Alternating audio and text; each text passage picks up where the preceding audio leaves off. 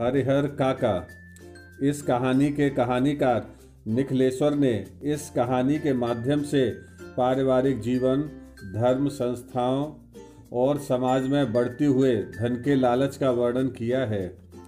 लेखक के हरिहर काका से बहुत ही घनिष्ठ संबंध थे। हरिहर काका से उनके लगाव के दो कारण थे। एक तो वे उनके पड़ोसी थे और दूसरा काका ने बचपन से ही उन्हें बहुत प्यार किया था। तभी उम्र में इतना अंतर होने के बाद भी उन दोनों के बीच बहुत गहरी मित्रता थी। हरिहर काका एक विधुर और बेऔलाद व्यक्ति थे। उन्होंने 2 शादियां की थी। उनकी दोनों पत्नियों की बेऔलाद मृत्यु हो गई। गांव में एक ठाकुर बाड़ी थी। उसकी स्थापना कब और किसने की, ये कोई नहीं जानता था। वर्षों पहले एक महात्मा यहाँ आकर रहने लगे। वो रोज सुबह शाम ईश्वर की पूजा करने लगे। बाद में लोगों ने चंदा इकट्ठा किया और यहाँ एक छोटा सा मंदिर बनवाया।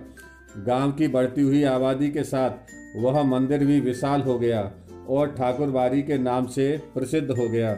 गांव के लोग इस मंदिर को बहुत मानने लगे और किसी भी विशेष कार्य के पूरा होने पर अपनी जमीन का छोटा हिस्सा ठाकुर बाड़ी के नाम कर देते थे।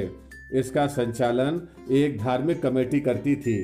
काका गांव में ही अपने संयुक्त परिवार के साथ रहते थे, जिसमें उनके 3 भाई, उनकी पत्नियां और बच्चे थे। उनके भाई की पत्नियां काका के साथ बहुत बुरा व्यवहार करती थीं। उनकी सुख सुविधा का ध्यान नहीं रखती थीं। एक बार भतीजे के दोस्त के आने पर घर में विभिन्न प्रकार के व्यंजन बने, लेकिन काका को रोज की तरह रूखा सूखा खाना ही मिला। इस बात पर क्रोधित होकर काका ने सबको खरी खोटी सुनाई और घर से निकल गए। रास्ते में उन्हें ठाकुर बाड़ी के महात्मा मिले। महात्मा काका को ठाकुर बाड़ी ले गए और उन्हें समझाया कि आप अपनी 15 बीघा जमीन ठाकुर बाड़ी के नाम कर दीजिए और यहाँ रहिए। यहाँ आपको किसी भी प्रकार की कोई समस्या नहीं होगी। काका भी महात्मा की बात से सहमत होकर ठाकुर बाड़ी में रहने की सोचने लगे, परंतु उनके परिवार ने वहाँ रहने न दिया और उन्हें घर ले आए।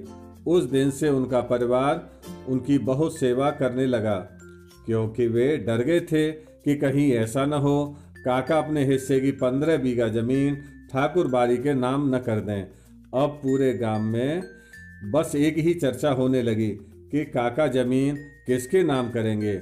वहां महात्मा को यह चिंता सताने लगी कि कहीं काका जमीन घर वालों के नाम न कर दें। एक दिन महात्मा ने काका का अपहरण कर लिया और उनकी बहुत पिटाई की और उनसे खाली कागज पर अंगूठे का निशान लगवा लिया। पुलिस ने आकर उन्हें छुड़ाया। अब काका ने मन ही मन सोच लिया था कि वो अपने जीते ये किसी के नाम जमीन नहीं करेंगे। वह समझ गए थे कि अगर उन्होंने ऐसा किया तो उनका जीवन नर्क हो जाएगा। कुछ दिन बाद उनके भाइयों ने भी काका को खूब मारा पीटा और एक खाली कागज पर जबरन उनसे अंगूठा लगवाना चाहा। काका की चीख पुकार सुनकर लोग इकट्ठा हो गए और उन्होंने काका को बचा लिया। बाद में पुलिस ने काका को आकर बचाया और उनकी सुरक्षा के लिए सिपाहियों की नियुक्ति कर दी। लोग अब केवल हरिहर काका की चर्चा करते थे, लेकिन हरिहर काका मौन हो गए थे।